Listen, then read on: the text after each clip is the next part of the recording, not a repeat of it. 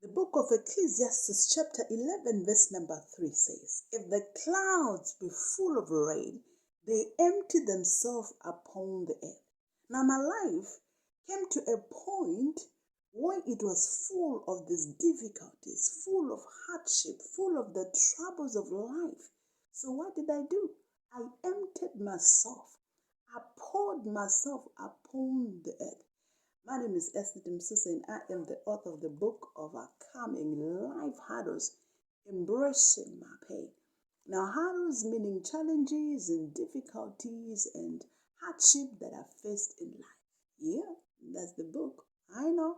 Most people say, is that you? I'm like, it's me. It's the magic of makeup. Wow. So, but I'm not going to talk about that today. I'm talking about the book. Yes. So I want to welcome you to my space I've called Woman Break Out with me, Miss Ordained. Yeah, that's my name that I'm going by these days. That's Miss Ordained. I've been going by this name for a long time. I'll tell you later on why Miss Ordained. Now, please note that in this book I've spoken about things that I told myself I have actually sworn to myself that I will never tell a soul until the day I die, of which I thought that my life would be short-lived, how sad. But God, being God, He has kept me alive until such a time that I've opened up about my life, that I'm pouring myself upon the earth. It is just amazing things that has happened to me since I've made this decision. It didn't look good for a certain time. When the book was released, I was still shy. I didn't want to come out. I didn't want to be known that I have written a book. Because I'm thinking, I've spoken about things, I've opened up about things that people will normally do not open themselves to.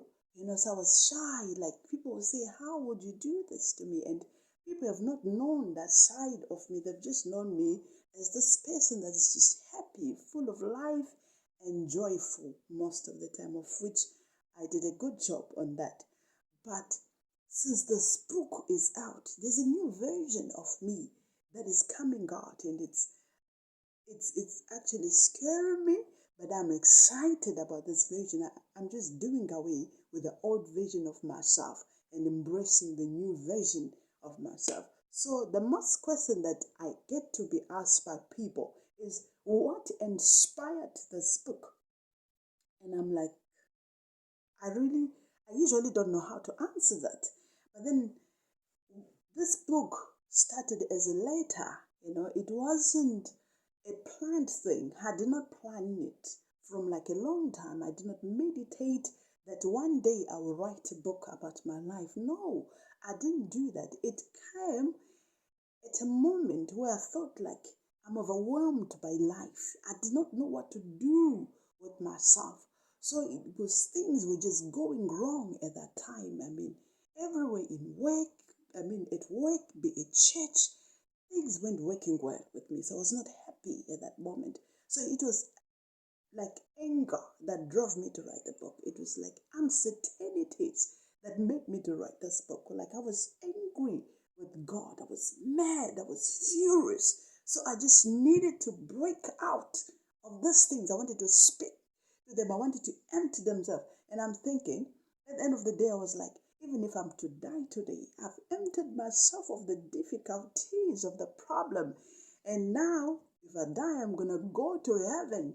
With empty, carrying only peace and joy with me. And I think God laughed that. He laughs it because I had told myself, if I die, I will be on his face, asking him, how can you let me be born if he knew that this was going to be my life? So difficult and challenges in my life, just like any other person's life, was defaulted at a younger age, So I wanted to die and go to God and ask him that, how could you? I was defenseless to be facing things like this at this age. So I think God was like, when somebody dies, there's no pettiness in heaven. I don't want somebody to come and be crying over issues like this. And I think there's actually no time to go to heaven and be petty about the things of the world. And he know that I was going to weary him. I think like that woman who went to the king and pestered him about her issues, that avenged me. And then the king and that king was like, oh, I do not honor anybody. I do not fear anybody, but let me avenge this woman, lest she kills me, lest she wearies me. So I think God feared that, because I was like that person that wanted to die and go to heaven and face him and ask him, Mara, why, God? Why? So, yeah, sometimes you notice I'll throw in some South African languages, because that's where I'm best. I'm in South Africa now. So, yeah, I've kind of gotten into their language, so forgive me for that. And so that's what happened. I was angry. I just vented out. So I sat down and I wrote a letter, I remember, that was addressed to God. And I said, Dear God, and I started listing my problems one by one. One by one, I was writing and making mistake on the writing, with the grammar, with everything. I was just typing. And then at the end of the day, I was shocked that I was on page 50. I was like, oh boy, now this is too much. How can one person face so much problems like this? I've not even expanded my problems. I was just stating them as they are, that this is how life has treated me. And God, why would you allow all this thing, to happen to me? Can't I have a break? Must I not just die? It is just too much on me. So I break down and I'm crying to God. And then, okay, I prayed. I remember, then I left everything as it is, and I carried on with my life as it was, So one day, I forwarded this letter to an editor that was working for a newspaper, So when this editor took a look at this letter, she's like, oh, wow, this letter is dark. I mean, it's filled with anger. It's bitter. And nobody wants to read something like this. But it could be a book. What you need to do is people actually love to hear, how did you overcome these challenges? They just don't want to see anger in everything. They want to know, how did you overcome? You can include Bible verses if you can. And I'm like, wow, this woman has her own picture. That's not what I have in mind. If I want to let this thing go out, I want it to go the way it is, with anger, with bitterness, with everything in it, So then I said, no way. I'm not writing a book. And if I'm writing a book, I'm not going to pretend that things were sweet for me, things were okay. No, it has to be the way it is. So I just forgot about her. And then I carried on with my life, and then still things were not working out. So what happens to me when things are not working out, my body will just have a breakdown. So in the cycle of my everyday living, I woke up one day and I wanted to go to work, I remember. But then my body collapsed. It gave up on me.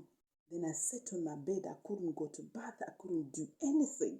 So I remember I phoned my boss and told him that I cannot come to work. I'm sick. I need to go to hospital. And then he said, okay, fine. Let me know what happened. I'm like, okay. So the next day I woke up. I want to go to work. Still the same thing. I'm like, oh, what is this thing? I can't do this anymore.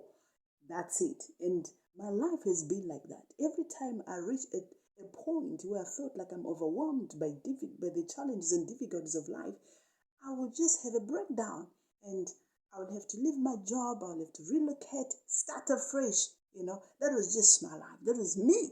That's what I did there.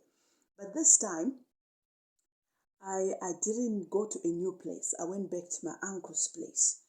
So I went to church. I said goodbye to my pastor. I lied. Oh, Lord have mercy. I lied. I told him that I've got a job in Pretoria that is paying me better, so I need to leave. And my pastor didn't understand, but he said, well then, If that's what you think, it's right. If that's what you want to do, who am I to stop you? I bless you. I release you. You can go. I said, thank you. So I picked my bags. I went to Pretoria. I had spoken to my friend already about what I was going through, and she had actually says, no, come to Pretoria, and then start afresh, and it's fine. We'll be as like the old days as we were, because she's my best friend. So then I packed my things. I went to Pretoria. I didn't go to my uncle's place. I went to her place, and I lived with her for a week. So when I was there, I was fortunate enough to find a job. God has been honest. It's been, so faithful. So, He has favored me when it comes to this. I will make this decision, rash decision, just move to a new area. But He would favor me, and I would find a job quickly, and I would settle in that place so quickly without having troubles. So I did this, and I got a job. I moved out from my friend's place to this room where I had nothing. I left my comfort in the other place that I left, and now I found myself sleeping on a mattress that my friend has given me, and some couple of things that she has given me so that I can get by until I buy my things. So I was like, okay, cool. And then I lived in this room. I was sleeping on the mattress. I had no TV, no entertainment, nothing else except the laptop that I had.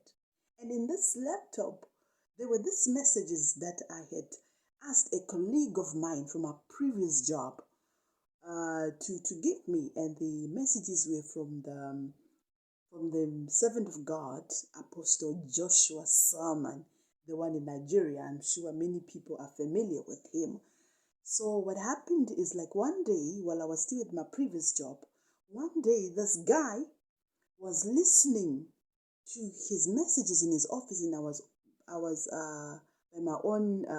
sitting at my own desk at the reception, and I'm hearing the voice of this man, and the voice of this man is speaking to me. Like, I'm attracted, I'm drawn to him, like I'm connected to his messages. I tried to ignore him because at that time, things were going so well with me at that time at work and in the church. I was serving in the ministry, in the worshiping ministry. I was an intercessor. I was sharing the word of encouragement with the church. So my life was just busy. I had to study the word, to have a good word of encouragement, to have good, prayer points. And then I was at work, so I was just busy. So but I asked him to give me these messages in my laptop. So he did, and gave me the messages. And he also told me that he's on YouTube. You can listen to him. So from time to time, I would sometimes listen to him, but not really fully, because I had to be busy with what I was doing with my ministry as well, because I was so excited, so happy at that moment. A lot of things had happened for me to be also at that moment. I'll talk about it in the later stage on. If you keep watching my videos, you will know the whole story. So my being in the space in this room where I only have my laptop, as my source of entertainment, I went back to the messages. I began to listen to the messages of Apostle Joshua Salmon. As I listened to them, as I was listening to them, I was encouraged in all those things. And then there's a message he preached. I think it was from spiritual stability, something like that. Yeah. And then he spoke about pain. He had another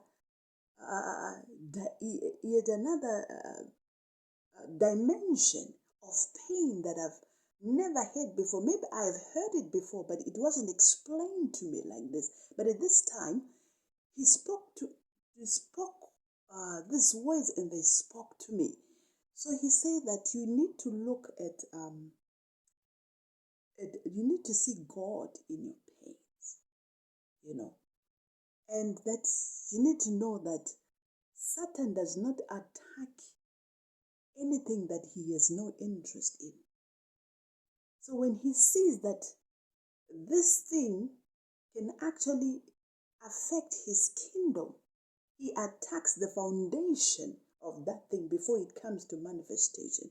So I told myself, could it be the reason that the enemy has been after me all my life? That he was attacking my version of the person that I was supposed to be in life? I wrote it in my book. When you read it, you'll find out where I wrote that. I think the enemy was afraid that I would be a trailblazer, somebody, that will lift my family up. So he was afraid of that in many things. You should read the book, guys. I will talk about the book, later on. But I'm just telling you now what inspired the book. So I listened to this message. I'm like, wow. And then at work, I remember I went on YouTube and then I heard another message, but I've forgotten the name of the message. And then he said there are three values of pain. He says, number one, there is an honorarium value to your pain. I'm like, Pastor, who will honor me for suffering? And then he says, number two, there's a monetary value to your pain. I'm like, which monetary value? How can I have money through my pain? I don't understand this man. And he said the third one, there's a destiny value attached to your pain. So you've got to look into your pain and see God in it. You will see that there's a destiny value that is attached to your pain. And he said, when they will call you, suppose, as he was explaining, he gave an example that sometimes you'll be called to minister to a place, not because you can preach, no, but because you bear the marks of that, of what is needed in that conference. I'm like, so I bear the marks of these difficulties, these pains that I've went through. That's honor there for sure. I'm like, he is saying the truth. So this message spoke to me, that, okay, number one, I will have honor. Number two, there's going to be a monetary value. But I said, but how would I get the money? I said, but if you write the book, okay, it's not all about money, but if you write the book, money might come as people buy. That's money. And he said there's a destiny value. And how true is that? Because ever since I've written this book, I get honored. Like, wow, we have written a book. That's a milestone. We honor you. I'm like, really? So these words are coming alive to me, And then also there's money that is coming in. It's not all about money, but the money is coming. It's not a lot, but that little one is actually making me to realize how true this message was to me. And then there's a destiny value, of which on that I've not come to the full manifestation of what it is, this destiny about God upon my life. But every day, as I speak about these problems, as I communicate to people, I'm realizing a new version of me that I did not know. Because the old version of me was bitter, was angry, was overprotected. I built a wall around my heart that I didn't want to be broken. So I will put in a face that will say everything is okay with me. But that's not it. This new person that is being birthed from this book, wow, I feel so great. I feel so alive. I've never felt so alive. So yeah, that's exactly the background of the inspiration of this book. And the man of God also said something that touched me. He says, when you cry because of your problems, he says, cry with honor, because it is a testimony of your endurance. I'm like, wow. God has sent a word for me, so I was so happy. And then that's how God has dealt with me in all through my life, in all the stages that I've been through. He sends me a man of God that will speak to me, and then my life will just move to another level. I will explain to you. You get to know about this man of God and how God has used them to change my life. So yeah, there's more to come, you guys. So if you keep liking my videos, keep sharing my videos, keep listening to me, I'm gonna tell you a whole lot more. And one thing that I want to ask you, viewers, please, because I'm going to be looking at the difficulties that I faced one by one as I wrote them in this book, you know. So as I'm looking at that, like I would say, my first difficulty that I've spoken about in the book was about my, you see, was about sexual abuse. You see. So I'm gonna talk about this. So if you have gone through that, I want you to write to me. I want to know what happened to you. I want to know also how did you overcome this through your life, you know, and I also want to know where are you in this life. This thing I've realized it's actually helping me because there's a lady that read my book. She called me and said, "Oh, girl, you see, this problem that you wrote on this chapter, I actually faced it well, and I was so blown. I was amazed. I was also encouraged. I'm like, wow, I was shying out from talking about these things. But now hearing these people relating to me about their own challenges, it gave me the courage. It gave me the boost I needed. That so that's also one of the reasons why this my space, woman breaking out. I'm looking at my problems, you know, seeing God, embracing my problems and loving them and waving them goodbye and them waving me goodbye back forever. I know it's just exciting. So I cannot wait. So please, if you can relate to anything that I'll be talking about, write to me. Like I said, let me know what happened to me. What happened to you? How did you get help? How did you overcome that challenge? And where is your life today? Because even the Bible, I've realized it. I wrote the verse at the end of my book. That's the verse in the Second Corinthians, chapter 1, verse number 3 to 4, where it says that praise be to God and Father of my Lord Jesus Christ, the Father of compassion and the God of all comfort, who comfort us in all our tribulation, in all our troubles, so that we can comfort those in any trouble with the comfort we ourselves receive from God. Hallelujah. It says so that we can comfort others who have gone through who have gone through what we have gone through, as God has comforted us, because He has comforted me. I will tell you as you keep listening to me, how God did this to my life. That's where also I'm seeing my destiny. That I have not been speaking about my challenges. I have bottled them out, bottled them inside, and I told them that I want to die with them, of which is wrong. Now that I'm talking about them, I'm able also to comfort others, which is I'm able to get in connection, which is the purpose of this book that I wrote here, behind here. If you read the book, you will see that the purpose of the book is to connect with women who has been through such experiences. So that is also another purpose of this book. So ladies, I cannot wait. Please get in touch with me as I talk about them. Please write to me. I want to know, I want to, let us talk. Let us break out from this and let's see how many people that we can also touch with our lives. I thank you so much for listening. Now, God bless you and take care. I love you.